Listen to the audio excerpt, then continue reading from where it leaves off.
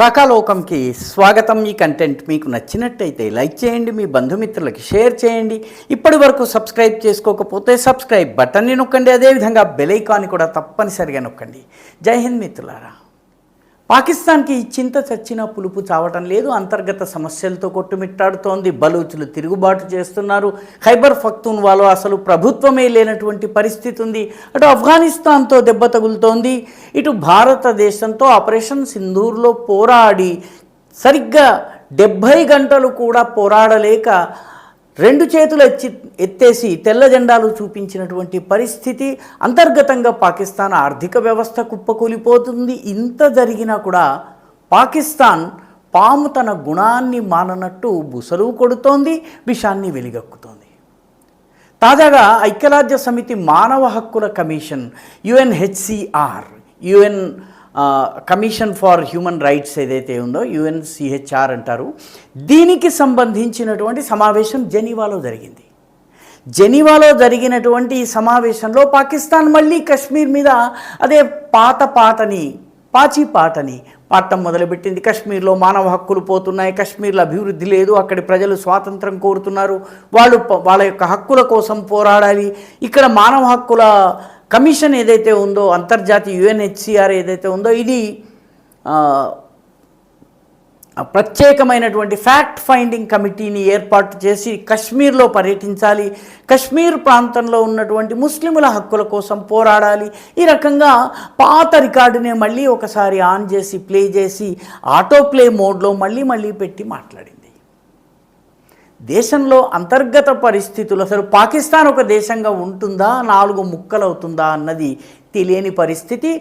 రంజాన్ మాసంలో తోటి ముస్లిములైనటువంటి బలూచుల పైన మారణాయుధాలు ప్రయోగించి అక్కడ ఇళ్లలో ఉన్నటువంటి ఆడవాళ్లను కూడా అపహరించి తీసుకొచ్చి చంపేసి వాళ్ళ శవాలను కూడా దొరకకుండా చేస్తున్నటువంటి పాకిస్తాన్ కశ్మీర్ మీద మాత్రము కళ్ళబొల్లి కైకేయి కన్నీళ్లు కారుస్తున్నది. అది ఆశ్చర్యకరమైనటువంటి విషయం. పాకిస్తాన్కి ఆర్గనైజేషన్ ఫర్ ఇస్లామిక్ కోఆపరేషన్ సంస్థ ఏదైతే ఉందో, ఆ సంస్థ కూడా వంతపాట పాడి కశ్మీర్లో ఒక ఫ్యాక్ట్ ఫైండింగ్ కమిటీని పంపాలి అని చెప్పి అన్నారు. అయితే దానికి మన భారతదేశం సంబంధించి భారత ప్రభుత్వం యొక్క ప్రతినిధి అనుపమా సింగ్ దౌత్యవేత్త, ఆమె అక్కడ దీనికి రైట్ టు రిప్లైలో అంతర్భాగంగా, అంటే జవాబిచ్చేటటువంటి హక్కు ఏదైతే ఉందో ఆ హక్కుని ఉపయోగించుకుని ఆమె జవాబిచ్చి పాకిస్తాన్ యొక్క 2 నాల్కల ధోరణిని, కశ్మీర్ విషయంలో కళ్ళబొల్లి కన్నీటిని, దాని యొక్క 2 నాల్కల వ్యవహార శైలిని, దీనంతను కూడా చాలా సమర్థవంతంగా ఆమె ఎక్స్పోజ్ చేశారు. ఆమె మా జమ్మూ కాశ్మీర్ రాష్ట్ర బడ్జెట్ పాకిస్తాన్ మొత్తం బడ్జెట్ ఎంత ఉంటుందో దాంతో సమానంగా ఉంది.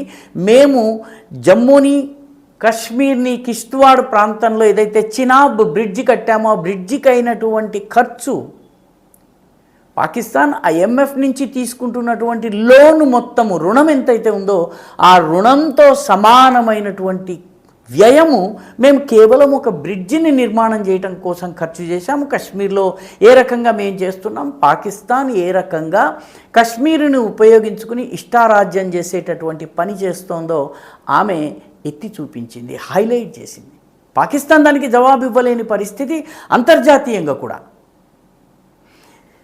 దేశాలన్నిటికీ కూడా కశ్మీర్ యొక్క వాస్తవికత తెలుసు కాబట్టి అన్ని దేశాలు మౌనం పాటించాయి. పాకిస్తాన్కి ఆ రకంగా పరాభవం. అంతర్జాతీయ వేదిక పైన మానవ హక్కుల గురించి మాట్లాడుతున్నటువంటి పాకిస్తాన్కి భారత్ అత్యంత ధీటైన జవాబిచ్చింది. మరొకటి వైపు ఇటు భారతదేశంలో కూడా భారతదేశపు ఆర్మీ ఆపరేషన్ సింధూర్ని మేము కేవలం హోల్డ్లో మాత్రమే పెట్టాము, ఆపరేషన్ సింధూర్ 2.0 వచ్చే పరిస్థితిని తెచ్చుకోకండి, అది గనక వస్తే మీరు ఊహించనంత భయంకరంగా ఉంటుంది, బీభత్సంగా ఉండబోతోంది. పాకిస్తాన్ యొక్క మనుగడ అసాధ్యమయ్యేటటువంటి పరిస్థితి, ఆర్థికంగా, సైనిక పరంగా, పాలనాపరంగా పూర్తిగా పాకిస్తాన్ క్రిపుల్ అయిపోతుంది, అవిటిదైపోతుంది, కుంటిదైపోతుందని చెప్పి భారతదేశానికి భారత సైన్యం హెచ్చరించింది. మన western command general officer commander in చీఫ్గా ఉన్నటువంటి వెస్టర్న్ కమాండ్కి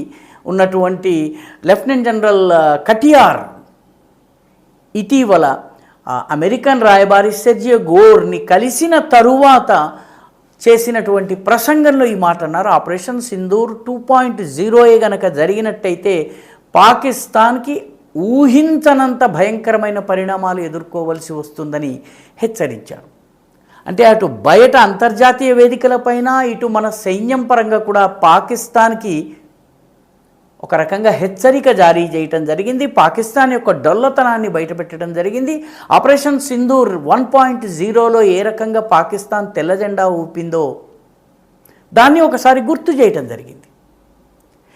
ప్రత్యేకంగా ఈ సమయంలోనే లెఫ్టినెంట్ జనరల్ కటియార్ ఈ స్టేట్మెంట్ని ఇవ్వడానికి కారణం ఏమిటి అన్నది కూడా అర్థం చేసుకోవడం చాలా అవసరము. ఎందుకంటే సరిగ్గా ఈ సమయంలోనే నెమ్మదిగా చలికాలము తగ్గి స్ప్రింగ్ వసంతకాలం ప్రారంభమవుతుంది. వసంతకాలం ప్రారంభం కావడం అంటే అటవీ ప్రాంతాల్లో చెట్టు చేమలు చిగురించటము, మళ్ళీ ఇంతకాలము ఏదైతే ఎండుటాకులు ఆకులు రాలిపోయి అడవులు ఒక రకంగా ఆశ్రయం ఇవ్వడానికి ఇబ్బందికరమైన పరిస్థితులు ఉంటాయి. తలదాచుకోవడం కూడా ఈ మంచులో కరడుగట్టినటువంటి ఈ ఎముకలు కొరికేటటువంటి చలిలో ఉండడం కష్టము. కానీ స్ప్రింగ్ టైం వస్తోందంటే ఉగ్రవాదుల చొరబాటు ప్రారంభం కావచ్చును. ఇదే సమయంలో ఉగ్రవాదులు తమ కార్యకలాపాలని పెంచవచ్చు. అడవుల్లో మళ్ళీ కొత్త కొత్త ఆకులు చిగురించడంతో ఫారెస్ట్ కవర్ పెరుగుతుంది. కాబట్టి డ్రోన్లు లేకపోతే మిగతా అన్మాన్డ్ ఏరియల్ వెహికల్స్ ద్వారా ఉనికిని కనుక్కోవడము, ఉగ్రవాదుల జాడల్ని కనుక్కోవడం కష్టమవుతుంది. కాబట్టి పాకిస్తాన్ దుస్సాహసానికి పాల్పడే అవకాశం ఉంది. గుర్తుండే ఉంటుంది 1998 ప్రాంతంలో కార్గిల్ యుద్ధము జరిగినప్పుడు వాస్తవానికి ఈ స్ప్రింగ్ టైంలోనే మంచు కరుగుతున్నటువంటి సమయంలోనే పాకిస్తానీ సైనికులు మిలిటెంట్ల రూపంలో ఉగ్రవాదుల రూపంలో వచ్చేసేసి కార్గిల్ కొండల మీద అక్కడ ఉన్నటువంటి గుహల్లో స్థావరాలు ఏర్పాటు చేసుకుని ఆ తరువాత నేషనల్ హైవే నెంబర్ 1 ఏదైతే శ్రీనగర్ నుంచి లేహ్ లద్దాఖ్ని కలిపేటటువంటి జోజిలా పాస్ మీదుగా వెళ్ళేటటువంటి నేషనల్ హైవే నెంబర్ 1లో నుంచి వెళ్ళేటటువంటి మన మిలిటరీ వెహికల్స్ అన్నింటినీ టార్గెట్ చేసి కాల్పులు చేయటం మొదలుపెట్టారు. ఆ తరువాత గవర్నమెంట్ ఆఫ్ ఇండియా ఆపరేషన్ నిర్వహించింది, అదే కార్గిల్ యుద్ధం. కాబట్టి ఈ స్ప్రింగ్ టైం ఏదైతే ఉందో, ఈ వసంతకాలం ఏదైతే వస్తుందో, మళ్ళీ ఆకులు చిగురించటము, మళ్ళీ మంచు కరగడము, ఈ సీజన్ ఉగ్రవాదులకు చాలా అనుకూలమైంది. కాబట్టి ఉగ్రవాదులు మళ్ళీ కార్యకలాపాలని జరిపేటటువంటి ప్రయత్నం చేయొచ్చు. కశ్మీర్లో మళ్ళీ హింస చెలరేగేలాగా యత్నాలు చేయవచ్చును. వాళ్ళ దాగున్నటువంటి స్లీపర్ సెల్స్ని యాక్టివేట్ చేయవచ్చును. ఓవర్ గ్రౌండ్ వర్కర్ల ఇకోసిస్టమ్ నెట్వర్క్ ఏదైతే ఉందో దానిని మళ్ళీ సెన్సిటైజ్ చేసి రంగంలోకి దింపి ఉగ్రవాదులకు బాటలు చూపించేవాడొకడు, ఆశ్రయం కల్పించేవాడొకడు, డబ్బులు సమకూర్చేవాడొకడు, ఆయుధాలు సమకూర్చేవాడొకడు, పారిపోయేందుకు మార్గం చూపించేవాడొకడు, ఈ రకంగా ఓజీడబ్ల్యూస్ ఓవర్ గ్రౌండ్ వర్కర్స్ సహాయం చేస్తారు. కాబట్టి ఈ పీరియడ్ వస్తోంది. అందుకనే లెఫ్టినెంట్ జనరల్ కటియార్ ఈ హెచ్చరికను ఆపరేషన్ సింధూర్ 2.0 అత్యంత భీతావహంగా ఉండబోతోంది అని పాకిస్తాన్ని హెచ్చరించటం వెనుక ఉన్నటువంటి అంతరార్థం ఇదే. మొత్తం మీద పాకిస్తాన్కి అటు బయట ఇటు లోపల రెండు వైపులా కూడాను మోత మోగుతోంది. భారతదేశము ఈసారి ఉగ్రవాద దుష్కర్మలని దుశ్చర్యలని ఏమాత్రము సహించే స్థితిలో లేదన్నటువంటి స్పష్టమైన సంకేతము అటు జెనీవాలోనూ ఇటు జమ్మూ కాశ్మీర్లోనూ ఇవ్వడం జరిగింది. ఈ వీడియో మీకు నచ్చినట్టయితే లైక్ చేయండి, షేర్ చేయండి, ఈ ఛానల్కు సబ్స్క్రైబ్ చేయండి, మీ అభిప్రాయాన్ని కమెంట్ల రూపంలో తప్పనిసరిగా పంపించండి.